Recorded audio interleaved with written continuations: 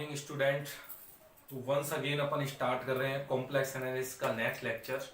और आज का लेक्चर बहुत ही इंपॉर्टेंट है। त्रिविम प्रक्षेप है, स्टेरियोग्राफिक प्रोजेक्शन। और आप इसके अंदर मेरे लिए चैलेंज ये है कि मैं इसे ऑनलाइन क्लास में समझा पाऊं। समझ रहे हो कि नहीं है? क्योंकि ऑफलाइन क्लास में तो समझ में आता है ये पूरा अच्छे से, बट कोशिश ये करते हैं पर ऑनलाइन में भी प्रॉपर तरीके से समझें इसे। क्योंकि आपको पता है पहली कहानी क्या है, पहले देखो रूपरेखा तैयार करते हैं क्या करेंगे इसके अंदर।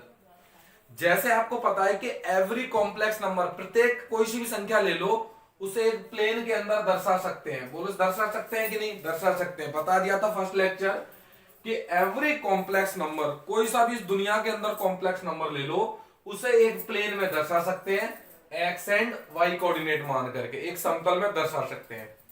इसी प्रकार एक मैथमेटिशियन हुआ था रीमान, उसने ये कहा था कि जैसे भाई एक प्लेन में दर्शा सकते हैं ना, वैसे ही एक गोले पर भी दर्शा सकते हैं, एक स्फीयर पर भी क्या कर सकते हैं, इसे दर्शा सकते हैं। ये किसने कहा? रीमान ने कहा। दोबारा सुनो एक बार। जिस प्रकार से प्रत्येक जिस प्रकार से प्रत्येक कॉम्प्लेक्स नंबर को एक प्लेन में दिखा सकते हैं, रीमान ने ये कहा उसी प्रकार हम एक गोले पर भी दर्शा सकते हैं। इसलिए इस गोले को रीमान गोला कहते हैं। क्या बोलते हैं इसे? रीमान गोला कहते हैं। क्या किया? अब उसने ऐसा क्यों किया? और इस प्रोसेस को बोलते हैं त्रिविम प्रक्षेप। क्या बोलते हैं? त्रिविम प्रक्षेप। तो देखो क्या करते हैं, पहले मैं लिख लेता हूं थोड़ा बहुत है ना इसके बारे में, थोड़ी बहुत थ्योरी तो बनती है इसकी, है ना। देखो क्या किया, सर्वप्रथम रीमान ने यह कहा कि जिस प्रकार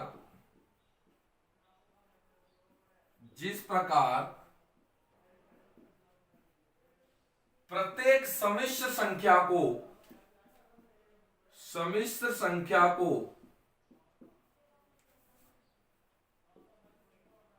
एक तल में व्यक्त किया जा सकता है,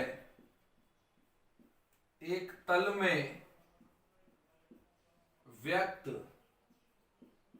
किया जा सकता है, उसी प्रकार प्रत्येक समिश्र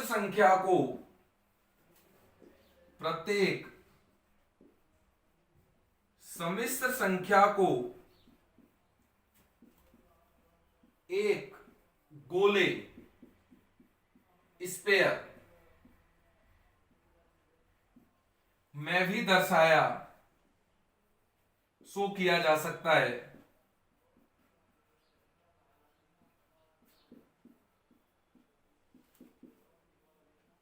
दर्शाया जा सकता है। समझे? जैसे एक 2D प्लेन में दिखाया जा सकता है, इसी प्रकार उसने कहा है कि स्फीयर में भी दर्शाया जा सकता है। तथा इस प्रक्रिया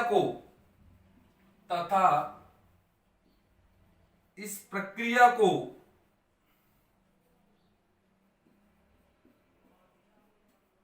त्रिविम प्रक्षेप कहते हैं। इस प्रक्रिया को लिखना है ना, तथा रहने दीजिएगा। इस प्रक्रिया को क्या बोलते हैं? त्रिविम प्रक्षेप कहते हैं। इस प्रक्रिया को त्रिविम प्रक्षेप, स्टेरियोग्राफिक प्रोजेक्शन कहते हैं। तथा गोले को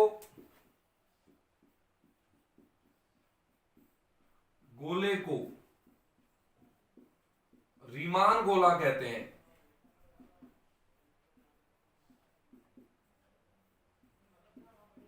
रीमान गोला कहते हैं। समझे कि नहीं? जैसे 2D प्लेन में दिखाया जा सकता है, ऐसे ही एक स्फीयर में दिखाया जा सकता है। और इस परिकल्पना सबसे पहले रीमान ने दी, इसलिए इसे रीमान गोला के नाम से जाना जाता है। तथा इस प्रोसेस को बोलते हैं स्टेरियोग्राफिक प्रोजेक्शन या त्रिविम प्रक्षेप। रीमान ने सबसे पहले क्या किया, देखो एक स्फीयर अज्यूम किया। ये स्फीयर ले लिया बेटा उसने। स्फीयर आपको समझ में आना चाहिए, स्फीयर ऐसा होता है, दिस इज द स्फीयर, ठीक है क्या भैया? इस स्फीयर की 3 एक्सिस मानी उसने, एक्स वाई जेड एक्सिस नहीं मानी।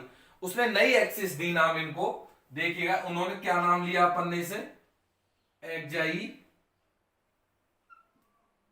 ईटा और ये जीटा, और इसका सेंटर डिफाइन किया ओरिजिन, जो मूल बिंदु 0 0 0। तो रीमान ने देखो क्या किया, रीमान ने यूनिट लेंथ, यूनिट त्रिज्या, इकाई त्रिज्या का एक गोला निम्न प्रकार लिया,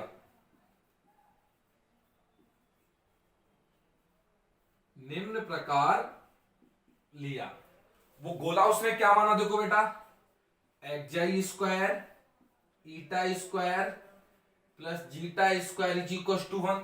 आप जानते हो ये एक ऐसे गोले की समीकरण है जिसका केंद्र 0 0 0 तथा रेडियस कितनी होती है इसकी 1 होती है। याद करो इसे, 3D का अंदर का फर्स्ट चैप्टर था स्फीयर, वहां से लिखा है इस बात को कि बताइए एक ऐसा स्फीयर जिसका सेंटर 0 0 0 और रेडियस कितनी है 1। तो उसने क्या किया, देखो ये स्फीयर लिया, ये स्फीयर हो गया, ये स्फीयर हो गया, ठीक है।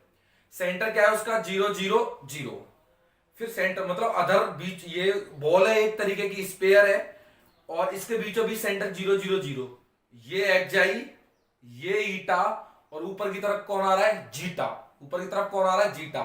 तो जीटा एक्सिस पर कौन से दो कोऑर्डिनेट 0 होते हैं, एक्जाई कोऑर्डिनेट और ईटा कोऑर्डिनेट तो 0 होते हैं, और जीटा का मान, अच्छा इस पॉइंट का कोऑर्डिनेट बता सकते हो क्या होगा सर, 0, एक्जाई का मान 0 होगा जीटा एक्सिस पर, ईटा का मान 0 होगा और जीटा का मान कितना होगा, सोच के बताना जरा। ये मेरे पास है, ये सेंटर 0 0, ऊपर चलो जीटा का मान कहां तक पहुंचोगे, जितनी उसकी रेडियस होगी, मतलब 1, रेडियस कितनी है इसकी 1, तो जितनी ये रेडियस उतना ही तो मिलेगा ये।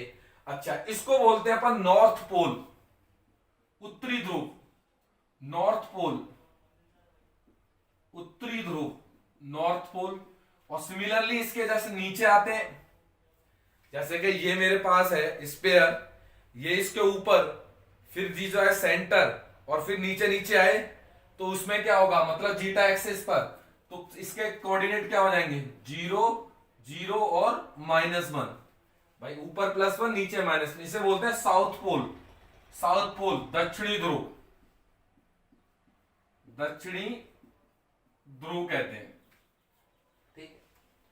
अब क्या किया, अब रीमान ने क्या किया, एक प्लेन तो लिया भाई, अब क्या करूंगा देखिए, जैसे ये स्फीयर है, ये sphere, this is the sphere, और मैं एक प्लेन से काट रहा हूं बीचों बीच से, इसे बीचों बीच से एक प्लेन काट रहा हूं, किस प्लेन में होगा वो, एक्जाई और ईटा प्लेन में, एक्जाई ईटा प्लेन में एक प्लेन ले लिया, मतलब इस वाले प्लेन में, मेरा हथेला जहां है, ये जहां पर है वहां पर, तो this can be taken as,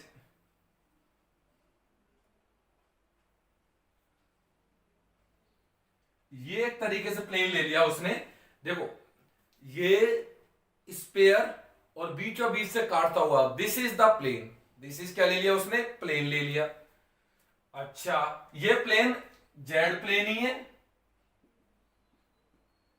या फिर इसे एक्जाई ईटा प्लेन में लिया गया है, किस प्लेन में लिया गया है, एक्जाई ईटा प्लेन में लिया गया है इसे, ठीक है। किसी भी पॉइंट के कोऑर्डिनेट, जैसे मान लीजिए ये कोई प्लेन के कोऑर्डिनेट है, इस पॉइंट को ले लिया P, X Y और Z, जीटा कोऑर्डिनेट क्या हो जाएगा 0 हो जाएगा। अच्छा कॉम्प्लेक्स नंबर में लिखूं तो इसको कैसे लिख सकते हो, Z equal to x plus iota y. भाई इस प्लेन में, दोबारा सोचो एक बार, दिमाग, मैंने बताया ना 3D का सवाल है, समझाना थोड़ा मुश्किल होता है कि भाई ये स्फीयर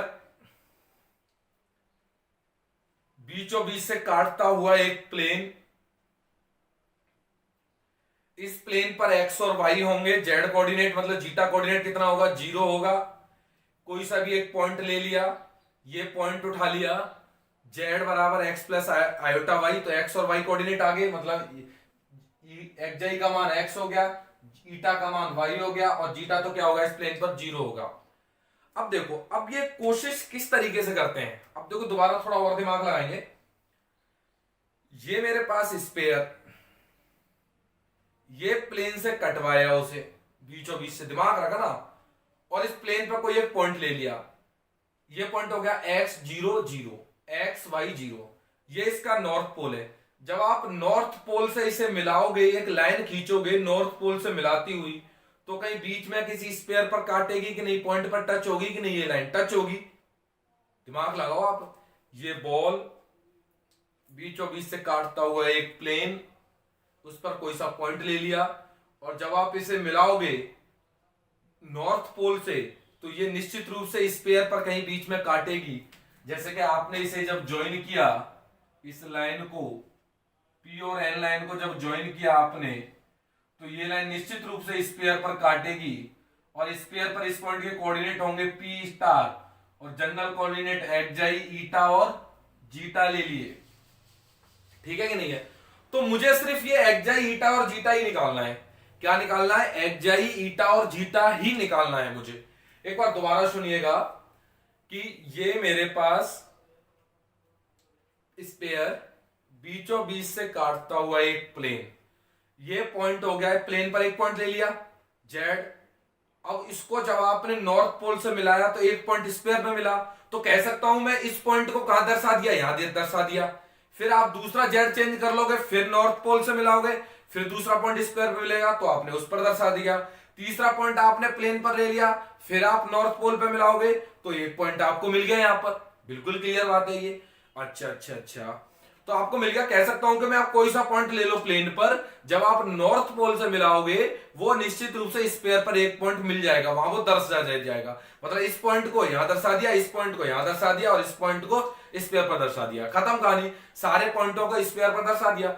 अब लेकिन बात आएगी, सर ये स्पेयर है, बीचों बीच से काट रहा है, तो ये तो प्लेन के स्पेयर के बाहर की कंडीशन होगी, मतलब इसके बाहर की। मान लीजिए कोई प्लेन पर अंदर पॉइंट हो तो क्या होगा, तो कोई बात नहीं, तू इस नॉर्थ पोल से मिलाएगा, और जब आगे बढ़ाएगा तो यहां काट जाएगा। अब सोच एक बार इसे, ये प्लेन स्पेयर बीच से काटा और बीच में कोई पॉइंट हो गया, दिस पॉइंट अंदर हो गया जेड प्लेन पर।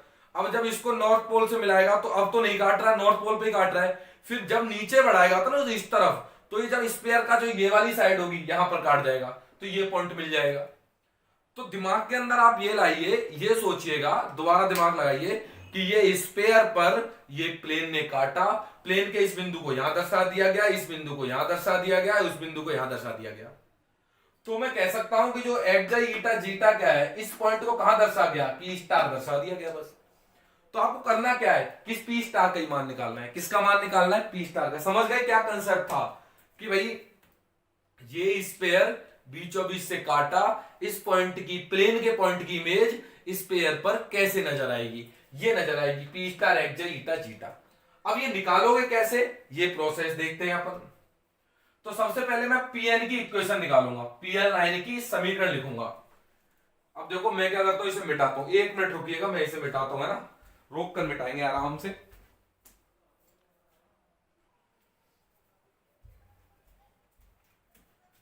यस प्लीज बेटा। तो नेक्स्ट देखिएगा, मुझे इस लाइन की इक्वेशन निकालनी है। तो आपको एक बात पता होगी कि दो पॉइंट, एक पॉइंट है x1 y1 z1, दूसरा पॉइंट है आपके पास x2 y2 z2। इसको मिलाने वाली लाइन की इक्वेशन। तो इक्वेशन ऑफ लाइन कैसे लिखते हैं आपको पता है कि नहीं? नहीं पता तो आप याद रखें, देखो x minus x1 upon x2 minus x1, y minus y1 upon y2 minus y1, z minus z1 upon z2 minus z1। ठीक है कि नहीं है? तो x minus x1 x2 minus x1, y minus y1 y2 minus y1, z minus z1 z2 minus z1। ये होती है दो पॉइंटों से गुजरने वाली 3D में इक्वेशन। तो अपन लिख सकते हैं equation of line PN, equation of PN. PN line की समीकरण बेटा कैसे लिखोगे? तो देखो, अब x और y लेंगे xj, तो इसको x1 y1 z1 मानो, तो xj माइनस 0, xj माइनस 0, और नीचे आएगा x minus 0, x minus 0, x2 minus x1, फिर आएगा ईटा माइनस y1, y1 का मान कितना है 0, फिर आएगा बेटा y2 माइनस मतलब y माइनस 0। अगले स्टेप में जीटा माइनस z1, z1 का मान कितना है 1, और इधर आएगा z2 माइनस z1 मतलब 0 माइनस 1, 0 माइनस 1। ये कोई लाइन आ गई, तमीज से लिख दो इस लाइन को, x i y x, eta y y, zeta minus 1y minus 1। ठीक है, अब इसको इस लाइन पर, ये कोई लाइन है, इस लाइन पर कोई मूविंग पॉइंट कैसे लेते हो, 3D में याद है कि नहीं है? कोई चलता हुआ बिंदु लेना है कि भाई कौन सा पॉइंट ये लेना है अपन को, ये चलता हुआ बिंदु कैसे मिलेगा? चलता हुआ बिंदु लेने के लिए कुछ मान लेते हैं आगे, वो मैंने मान लिया K। तो moving point on this line, moving point on this line, इस लाइन के ऊपर बेटा मूविंग पॉइंट कैसे निकलेगा? तो देखो एक्स के, एक्स आई का मान कितना होगा एक्स के, लिख देते हैं इसे, तमीज से लिख देते हैं, क्या दिक्कत है? यहां से देखो एक्स आई का मान कितना हो गया एक्स के, ईटा का मान कितना हो गया वाई के, और जीटा का मान देखो माइनस के और 1 उधर, तो जीटा का मान कितना हो गया 1 माइनस के। ये बेटा मूविंग पॉइंट है, चलता हुआ बिंदु है, डैश डैश डैश डैश चलता रहा है, लगातार चल रहा है। चलते चलते ये कोई लाइन है, इस पर चलता हुआ बिंदु है, चलते चलते निश्चित रूप से पी स्टार पॉइंट होगा, तो मैं बोल सकता हूं ये इस स्फीयर पे क्या करेगा, लाई करेगा। तो मैं बोलूंगा के किसी मान के लिए, for some value of k, some value of k, this point lie on sphere 1। कहां पर लाई करेगा? 1 स्पेयर पर लाई करेगा, ये वाला पॉइंट। तो करा दीजिए सेटिस्फाई इसे। तो एक्स आई की जगह एक्स के का स्क्वायर, ईटा की जगह वाई के का स्क्वायर, जीटा की जगह 1 माइनस के का स्क्वायर इज इक्वल टू 1। इसे सॉल्व कर लीजिएगा, एक्स स्क्वायर के स्क्वायर वाई स्क्वायर के स्क्वायर 1 माइनस 2k प्लस के स्क्वायर इज इक्वल टू 1। नीचे मिटा दीजिएगा इसे,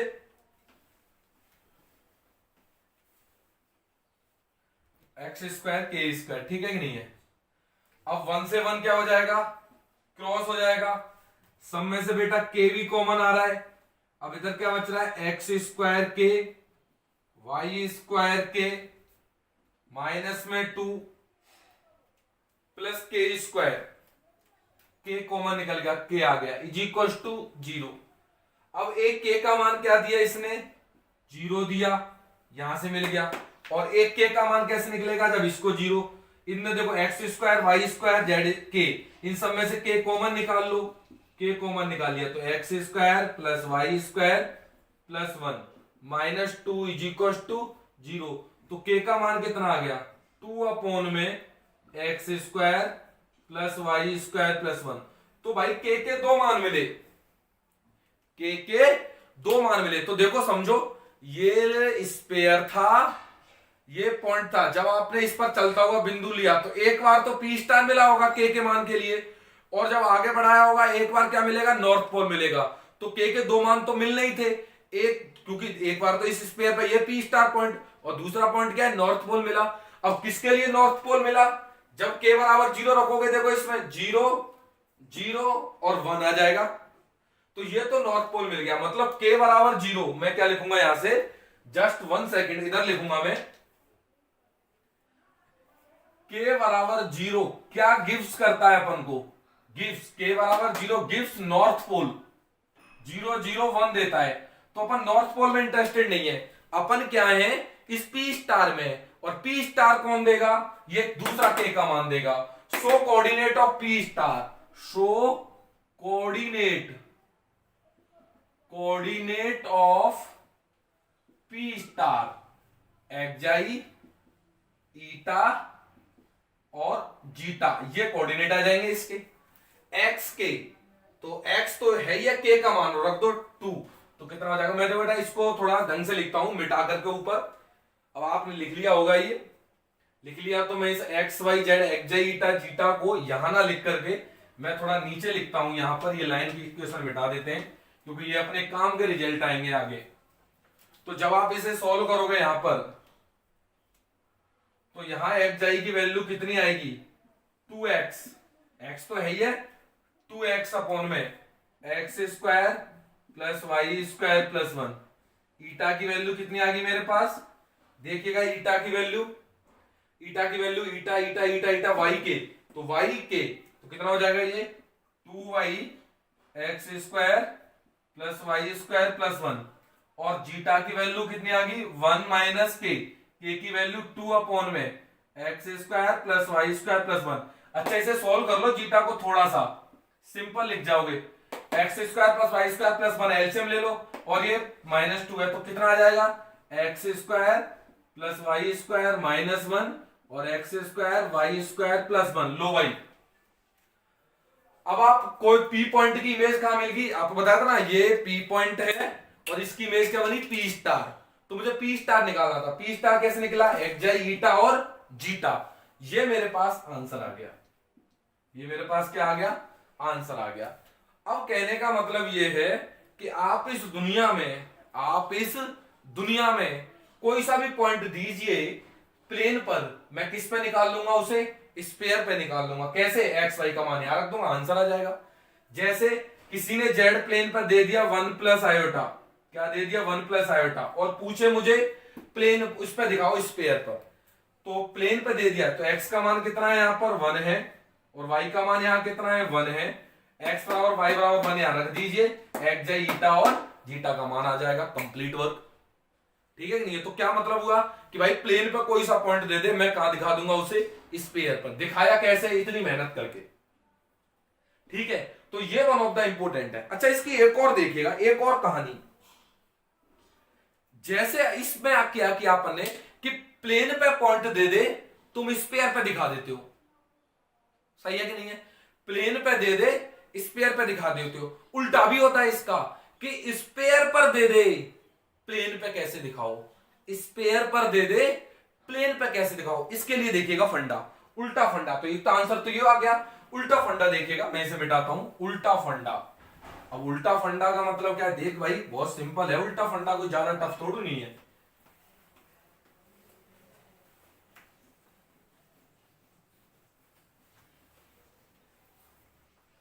उल्टा फंडा लिख दू यहां पर,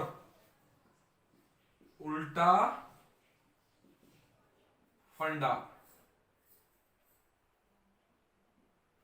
उल्टा फंडा का मतलब क्या है, देखो इस इक्वेशन को आप नंबर दे दो अपनी तरफ से, जैसे 2 नंबर दे दिया आपने बाय 2, क्या 2 से मैं ये लिख सकता हूं